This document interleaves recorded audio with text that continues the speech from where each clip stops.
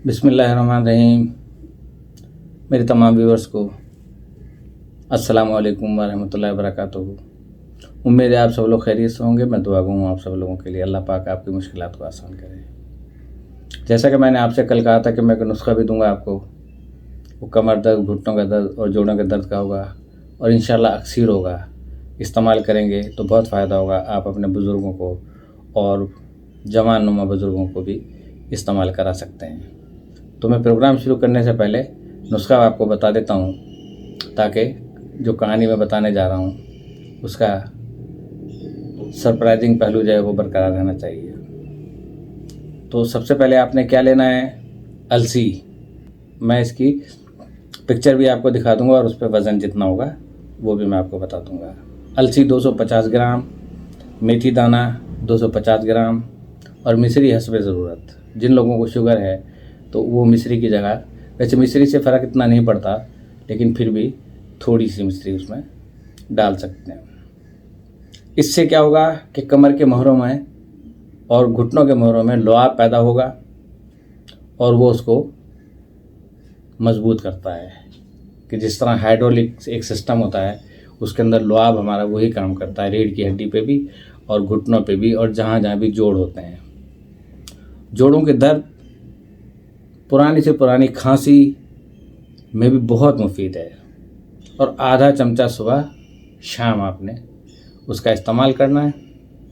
इंशाअल्लाह ताला इससे बांझपन भी दूर होता है, चाहे वो मर्दाना हो चाहे वो फीमेल्स के लिए हो। बहुत अच्छी नुस्खा है, नोट करके रख लीजिएगा। अगर आपको बनाने में दिक्कत पेश आए तो बहुत ही कम कीमत में आप मुझसे रब्ता कर सकते हैं। प्रोग्राम को शुरू करते हैं और प्रोग्राम का तसलसल वही है। अमृतसर से स्पेशल ट्रेन दोपहर 2 बजे चली, 8 घंटों के बाद मुगलपरा पहुंची। रास्ते में कई आदमी मारे गए। ये जितनी कहानियां हैं जब तकसीम में हिंदू पाक हो रही थी उस वक्त की हैं। वो बड़ा जुल्म हुआ और इस जुल्म में पता नहीं कितने लोग बिछड़ गए, कितनी बीवियां बिछड़ गई, कितने शौहर बिछड़ गए, कितनी बेटियां, कितने बेटे, कितने रिश्तेदार किसी के शौहर बन के रह गए, कोई किसी की बीवी बन के रह गई, बच्चे हो गए, सारा कुछ सिलसिला हो गया। तो इसी तरह ये वाक़या है इस चीज़ का कि अमृतसर से स्पेशल ट्रेन चली, दोपहर 2 बजे को चली और 8 घंटों के बाद मुगलपरा पहुंची। कहाँ पर? लाहौर में। रास्ते में कई आदमी मारे गए, मुतअद्दिद ज़ख्मी हुए और कुछ इधर उधर भटक रहे थे। सुबह 10 बजे कैंप की ठंडी ज़मीन पर जब सिराजुद्दीन ने आंखें खोली और अपने चारों तरफ मर्दों, औरतों और बच्चों का एक मतलातम समंदर देखा तो इसके सोचने की क़ुव्वतें और भी ज़ईफ़ हो गई, यूँ समझो सल्ब हो गई। वो देर तक गदले आसमान को टिकटिकी बांधे देखता रहा। यूँ तो कैंप में हर तरफ शोर बरपा था। कैंप दिए गए थे जो वहाँ से हिजरत करके लोग आ रहे थे उसमें, लेकिन बूढ़े सिराजुद्दीन के कान जैसे बंद थे। इसे कुछ सुनाई नहीं देता था। कोई इसे देखता तो ये ख्याल करता कि वो किसी गहरी फिक्र में गर्क है, मगर ऐसा नहीं था। इसके होशो हवास शल हो चुके थे। इसका सारा वजूद खिला में मोहल्लिक था। गदले आसमान की तरफ बगैर किसी इरादे के देखते देखते सिराजुद्दीन की निगाहें सूरज से टकराई। तेज रोशनी इसके वजूद के रगो रेशे में उतर गई और वो जाग उठा। ऊपर तले उसके दिमाग पर कई तस्वीरें दौड़ गईं। लूट, आग, भागम भाग, स्टेशन, गोलियां, रात और सकीना। सिराजुद्दीन एकदम उठ खड़ा हुआ। पागलों की तरह उसने अपने चारों तरफ फैले हुए इंसानों के समंदर को खंगालना शुरू कर दिया। पूरे 3 घंटे वो सकीना सकीना पुकारता कैंप की खाक छानता रहा, मगर उसे अपनी जवान अकलौती बेटी का कोई पता न मिला। चारों तरफ एक धांधली सी मची थी। कोई अपना बच्चा ढूंढ रहा था, कोई माँ, कोई बीवी और कोई बेटी। सिराजुद्दीन थक हार कर एक तरफ बैठ गया और हाफजे पर जोर देकर सोचने लगा कि सकीना इससे कब और कहाँ जुदा हुई। लेकिन सोचते सोचते इसका दिमाग सकीना की माँ की लाश पर जम जाता, जिसकी सारी अतड़ियाँ बाहर निकली हुई थी। इससे आगे वो और कुछ ना सोच सकता। सकीना की माँ मर चुकी थी। इसने सिराजुद्दीन की आंखों के सामने दम तोड़ा था, लेकिन सकीना कहाँ थी, जिसके मुतालिक इसकी माँ ने मरते हुए कहा था मुझे छोड़ो और सकीना को लेकर जल्दी से यहाँ से भाग जाओ। सकीना उसके साथ ही थी। दोनों नंगे पांव भाग रहे थे। सकीना का दुपट्टा गिर पड़ा। इसे उठाने के लिए उसने रुकना चाहा, मगर सकीना ने चिल्लाकर कहा था कि अब्बा जी छोड़िए, लेकिन इसने दुपट्टा उठा लिया था। ये सोचते सोचते इसने अपने कोट की उभरी हुई जेब की तरफ देखा और इसमें हाथ डालकर कपड़ा निकाला। सकीना का वही दुपट्टा था, लेकिन सकीना कहाँ थी। सिराजुद्दीन ने अपने थके हुए दिमाग पर बहुत ज़्यादा जोर दिया, मगर वो किसी नतीजे पर न पहुंच सका। क्या वो सकीना के साथ अपने साथ स्टेशन लाया था? वो साथ में थी? क्या वो उसके साथ ही गाड़ी में सवार थी? रास्ते में जब गाड़ी रोकी गई थी और बलवाई अंदर घुस आए थे, तो क्या वो बेहोश हो गया था जो वो सकीना को उठा कर ले गए? सिराजुद्दीन के दिमाग में सवाल ही सवाल थे, जवाब कोई भी नहीं था। इसको हमदर्दी की ज़रूरत थी, लेकिन चारों तरफ जितने भी इंसान फैले हुए थे सबको हमदर्दी की ज़रूरत थी। सिराजुद्दीन ने रोना चाहा, मगर आंखों ने इसकी मदद न की। आंसू जाने कहाँ गायब हो गए थे। 6 रोज़ के बाद जब होश व हवास किसी कदर दुरुस्त हुए तो सिराजुद्दीन उन लोगों से मिला जो इसकी मदद करने के लिए तैयार थे। 8 नौजवान थे जिनके पास लारी थी। लारी यानी बस थी। उस दौर में वो लारी होती थी, छोटी सी। बंदूकें थीं। सिराजुद्दीन ने इनको लाख लाख दुआएं दी और सकीना का हुलिया बताया।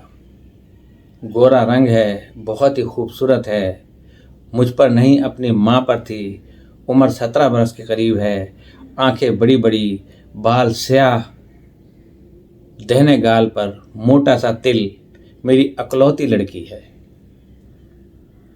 ढूंढ लाओ, खुदा तुम्हारा भला करेगा। रजाकार नौजवानों ने बड़े जज्बे के साथ बूढ़े सिराजुद्दीन को यकीन दिलाया कि अगर उसकी बेटी जिंदा हुई तो चंद ही दिनों में इंशाल्लाह उसके पास होगी। 8 नौजवानों ने कोशिश की। जान हथेली पर रखकर वो अमृतसर गए। कई औरतें, कई मर्दों और कई बच्चों को निकाल निकाल कर उन्होंने महफूज मकामों पर पहुंचाया। 10 रोज़ गुजर गए, मगर उन्हें सकीना कहीं नहीं मिली।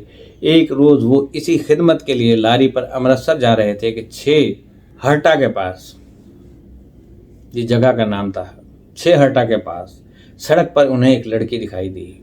लारी की आवाज़ सुनकर वो बिदकी और भागना शुरू कर दिया। रजाकारों ने मोटर रोकी और सब के सब उसके पीछे भागे। एक खेत में उन्होंने लड़की को पकड़ लिया। देखा तो बहुत खूबसूरत थी।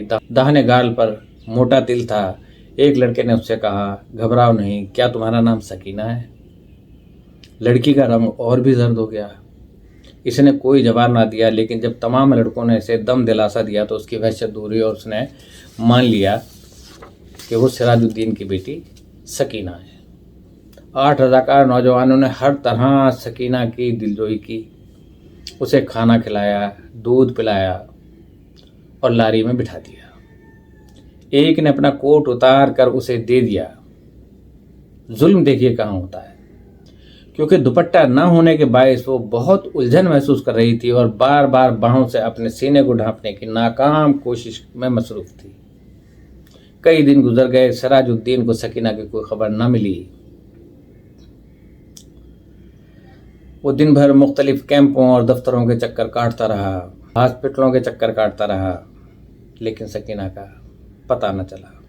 रात को बहुत बहुत देर तक उन रजाकार नौजवानों की कामयाबी के लिए दुआएं मांगता रहता, जिन्होंने उसको यकीन दिलाया था कि अगर सकीना जिंदा हुई तो चंद दिनों में ही वो उसके ढूंढ निकालेंगे। एक रोज सिराजुद्दीन ने कैंप में नौजवान रजाकारों को देखा। लारी में बैठे थे। सिराजुद्दीन भागा भागा इनके पास गया। लारी चलने ही वाली थी कि इसने पूछा, बेटा मेरी सकीना का पता चला?